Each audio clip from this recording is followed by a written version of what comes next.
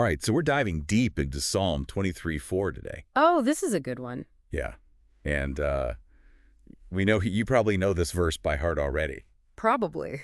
What we're after are those kind of aha moments, Right. like the unique perspectives that'll really make your sermon stand out, Interesting takes, yeah. or even those sermon illustrations that go beyond just the obvious. Exactly. So we've got a whole stack of sermons here Wow. from all sorts of different pastors who've approached this passage in some really creative ways. I'm excited to hear this. Yeah, me too. It's fascinating to see how many of these sermons focus on that shift, What shift? where the psalmist goes from talking about God to actually talking to God. Oh, right. And it's like all in this one verse. That's interesting. I hadn't really thought about that. Yeah, Leikhausen-Herz's sermon. It's called From Surviving to Thriving, Embracing Life Storms. Okay. They really dig into that. What do they say? They point out that this change in language, it might reflect a deeper relationship with God. Makes sense. And it's almost like it's because of the hardship. Oh, so the valley actually brings about that deeper connection. Exactly. That's something a lot of pastors can probably relate to. Oh, for sure. Facing those trials and coming out stronger on the other side. Right. And it makes you think, like, does the psalmist only really start talking to God when things get rough? Is that something we see in our own congregations too? I mean, I've definitely noticed that. Yeah, it's a pretty thought-provoking question. It is. And then they go on to talk about this whole idea of surviving, reviving, and thriving. Oh, I like that. It's such a powerful framework. Like, you could build a whole sermon series around that. Oh, absolutely. Or even just for understanding the cyclical nature of faith. Right, because let's be honest, who hasn't felt like they were barely surviving at some point Exactly. in their walk with God? Oh, absolutely. Now, Radiant Church took a totally different approach with their sermon. Okay, tell me about it. It's called Embracing God's Transformative Love Through Christ. They focus on that idea that, God loves us where we are, Yeah, but he loves us too much to leave us there. absolutely. So the valley becomes this place of potential transformation. Instead of just like a scary pit stop. Yeah, not just a place to get stuck in. Right, it's about growth and becoming more like Christ. Exactly. And the way they bring in the Good Shepherd analogy from John 10 is just brilliant. Oh yeah, that's a classic. But they connect it so well to Psalm 23:4. How so? It's not just about protection, but about Jesus providing for us, calming our fears, restoring our souls. Yeah, those are images that really resonate with anyone who's struggling. I was thinking, what if you took that analogy and made it interactive? Yeah, I like that. Like, have people write down what they need from the Good Shepherd right now. That could be really powerful. Yeah, it would help them connect those abstract ideas to their own personal needs. Absolutely.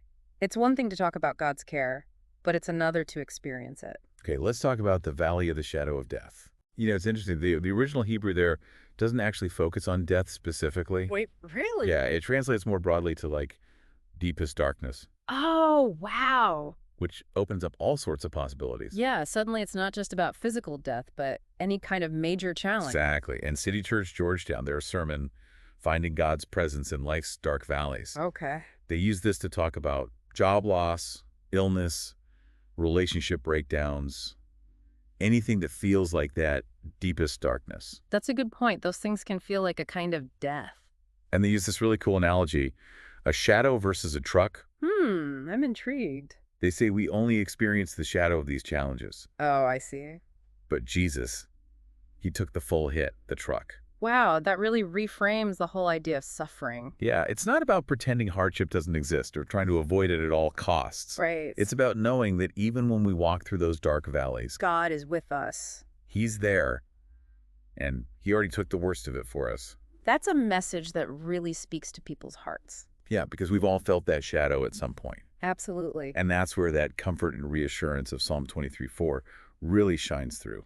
Yeah, it's a reminder that we're not alone in those dark times. Okay, let's move on to those classic shepherd's tools. The rod and the staff. Yes. We tend to picture them as just tools of protection, right? Yeah, like keeping wild animals away. Exactly. But the sermon from Lockport Alliance Church, Embracing Jesus, Our Good Shepherd's Care and Guidance, Okay.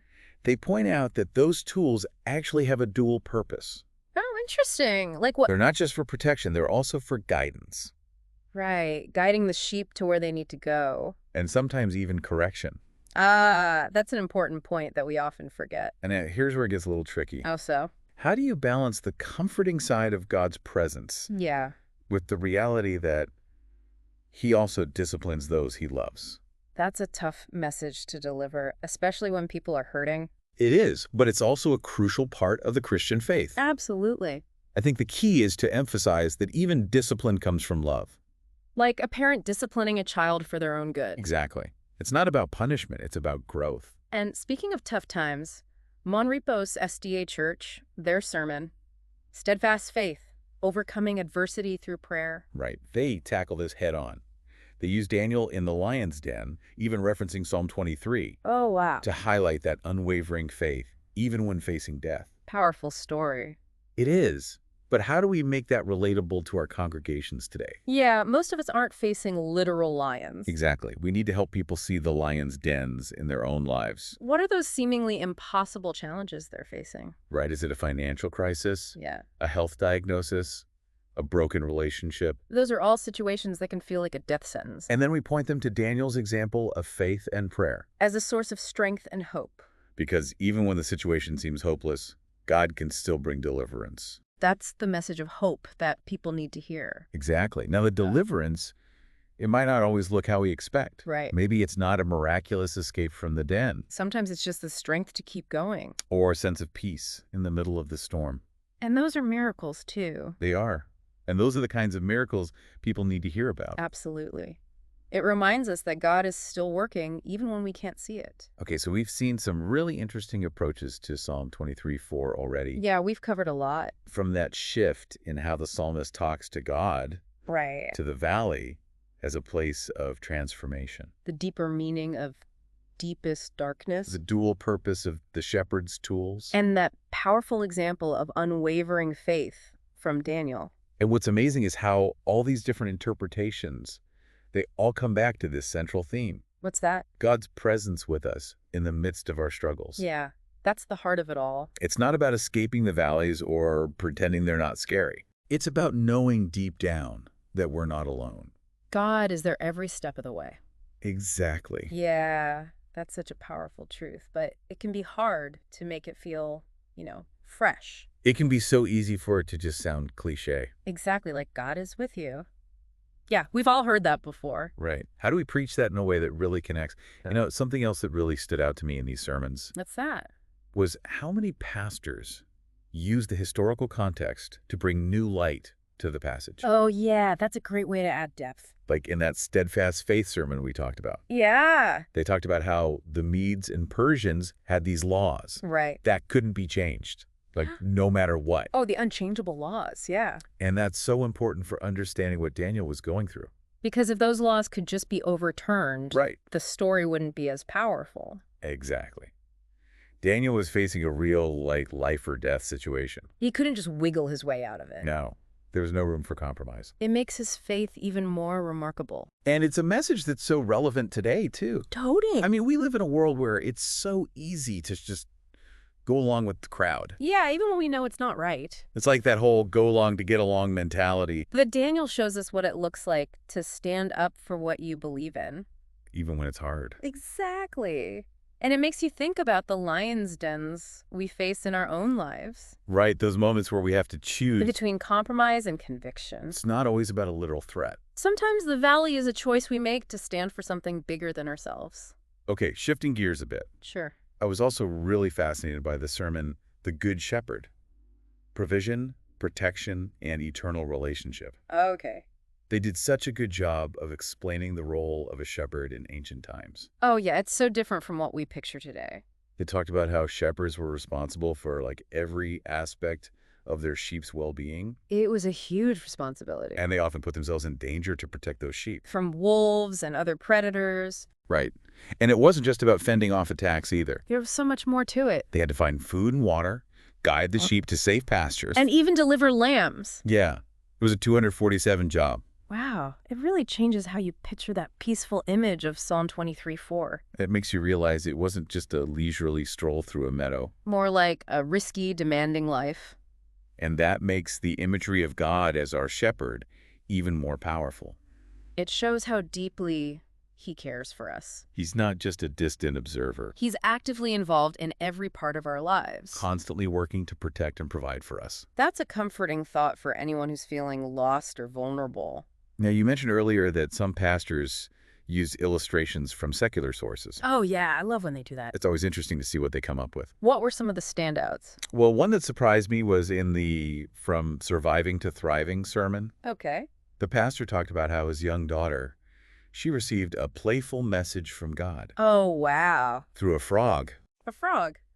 I've got to hear this. Yeah, it wasn't directly related to Psalm 23:4, Okay. but it was a great example of how God can speak to us in unexpected ways. I see. Like those aha moments can come from anywhere. Exactly. It could be something ordinary. Even something silly. It's about being open to those whispers from God. Yeah. Maybe we need to pay more attention to those quieter moments. Absolutely. It reminds me of that quote by Friedrich Buchner. Oh, yeah, I love Buchner. He said, "The place God calls you to is the place where your deep gladness and the world's deep hunger meet." Ah, it's beautiful. And it speaks to the power of sharing those personal stories of how God has worked in our lives. Because those stories can be so much more impactful than any theological argument. What if we challenged our congregations to share their own frog story? Oh, I love that. Those little moments where they felt God nudge them or guide them. It would help people see that God is active in their everyday lives. Not just in the big dramatic moments. Exactly. Hmm. So we've talked about historical context and secular illustrations. What other gems did you find?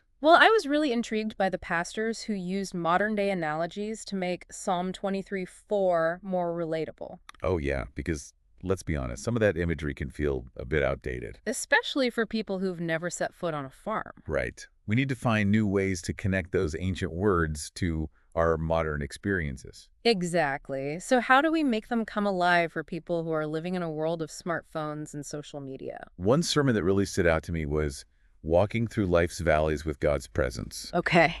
They used a haunted house analogy to illustrate the need for God's guidance. A haunted house? That's a new one. Think about it. You're in this dark, unfamiliar place. Your heart is racing. You're jumping at every little sound. Yeah, it's a pretty good metaphor for what it feels like to go through a tough time. Right. That sense of disorientation and fear. And in that moment, what you want more than anything Is someone to hold your hand guides you through the darkness. and assure you that everything's going to be okay. And that's where the Good Shepherd comes in. He's the one who walks with us through those haunted houses of life. It's a brilliant analogy. It takes something that's familiar and even fun Who doesn't love a good scare?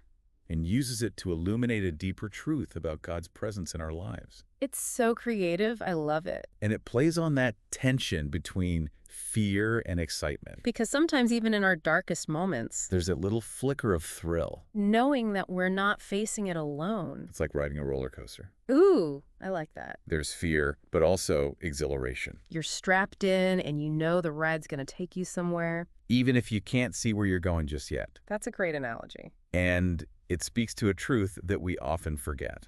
What's that? Faith isn't about the absence of fear. It's about choosing to trust even when we're afraid. Well said.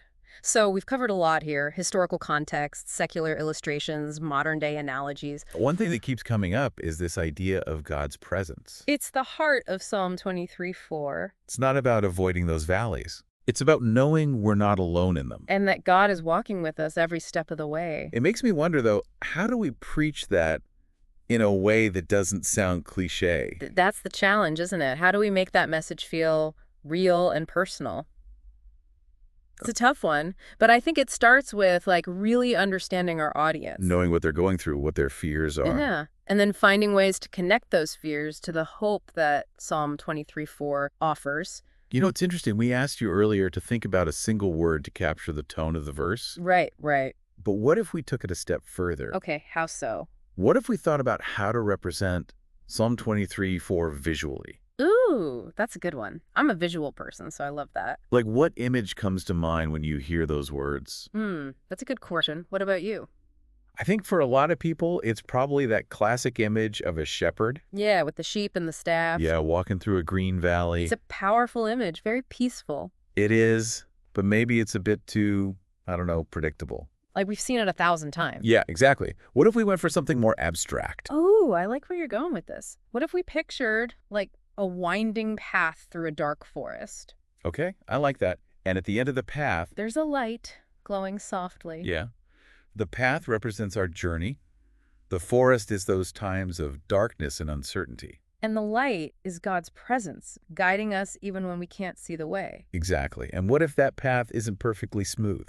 Oh yeah, like there are rocks and roots along the way. Even a few steep climbs. To represent those challenges, the moments where we stumble. Yeah. Or even feel like giving up. But even then, even when it's hard, That light is still there, drawing us forward. it's not about the absence of hardship. It's about knowing that we're not alone in it. That's it. It's a beautiful image, and I think it speaks to, like, the universal nature of this passage. You know, it doesn't matter who you are or what you're going through. That promise of God's presence. It resonates with everyone on a deep human level. So we've covered a lot of ground today. We have historical context. Secular illustrations, those modern-day analogies. And even personal frog stories. And it's amazing to me how all these different paths, They all lead back to that same core message. God's presence in the valley. It's the thread that ties it all together The aha moment that goes beyond just the words on the page. and speaks to the heart of what it means to live by faith.